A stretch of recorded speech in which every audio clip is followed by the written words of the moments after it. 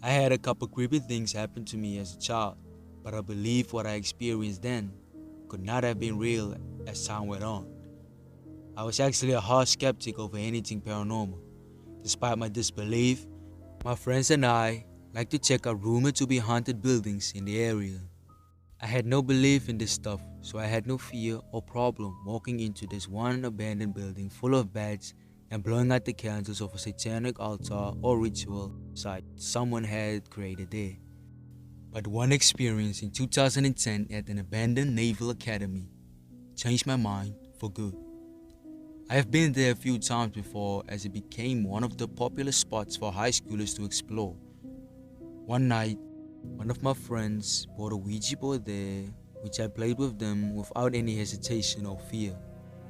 Against my firm belief at this point in life was that anything paranormal was all bullshit. And if ghosts and spirits were real, then they could do no physical harm anyway, since I'm alive and they are dead. Absolutely nothing happened while playing the Ouija board, which is what I expected. This is just another reason for me not to be creeped out by the place despite the satanic symbols and the wall of old magazine covers with eyes gouged out in the basement. Anyways, after an uneventful day, there we planned to go back again with more friends who wanted to see the place. When we returned a couple weeks later, we had a group of about 10. As we walked through the large building, we would occasionally toss old cans and bottles to startle our skittish friend and the couple girls he brought. I thought it was funny how they were so afraid. My best friend rode with me there that night and he told me about paranormal stuff he'd seen in his life, and I harshly criticized him, and I even made fun of him for it too. But this night at this abandoned naval academy led me to apologize to him for all those times I didn't believe him. After some time of exploring the first and second floor of the group, we made our way down to a narrow staircase to the lower underground level. We were just hanging around for a bit at this point, and everyone was having a few separate conversations about what to do after. Then my best friend's phone began to ring. It was his strict mom calling.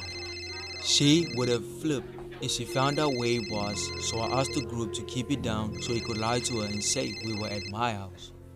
Eventually, the rest of the group decided to leave and refused my request for them to wait for me and my friend who was on the phone, like usual. She wouldn't let him off the hook without giving him an earful. As the rest of the group left the basement and headed up the stairs to the exit, I just stood there facing him with my arms crossed, waiting for the phone call to end. It was so long, that's all I could think about. I could hear the group getting farther and farther away in the building every few seconds, then eventually could hear my friend and his mom. To exit, they had to go to the top floor and across another set of stairs that led to the first floor where a board had been removed from the doorway. So it took a minute to get out of there from where we were. What happened wasn't all that much, but it still gave me goosebumps typing about it right now. After not hearing the rest of the group for a couple minutes, my friend's phone call finally came to an end. And as he said, "Alright, bye bye" to his mom, his flip phone screen light lit up bright for a second, displaying the time of the call, then dimmed immediately with the sudden flash of light.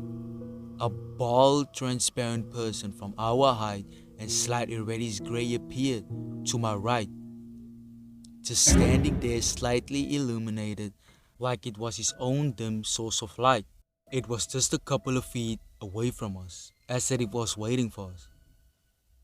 As soon as I saw it, I only turned my eyeballs at first, and my head followed slowly, and all my hair stood up and I felt cold instantly.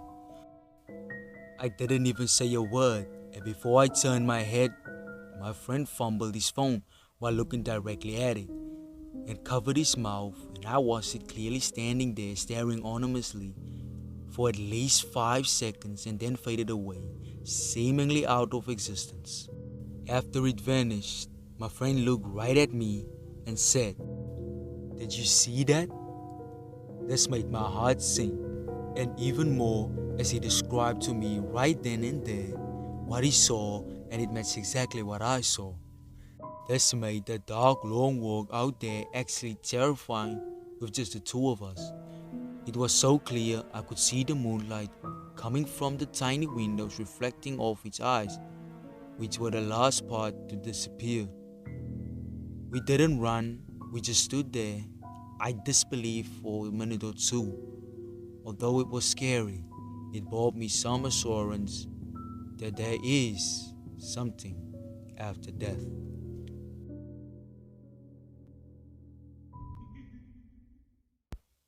The city that I went to college in had an abandoned Catholic orphanage.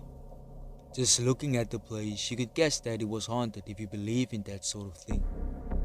I was a skeptic before my experience, and I still sometimes question if my mind was playing tricks on me. But as you'll hear in my story, there were 5 of us present that all witnessed the same thing. Anyways, the backstory is that the nuns who ran this orphanage back in the day were very strict and cruel.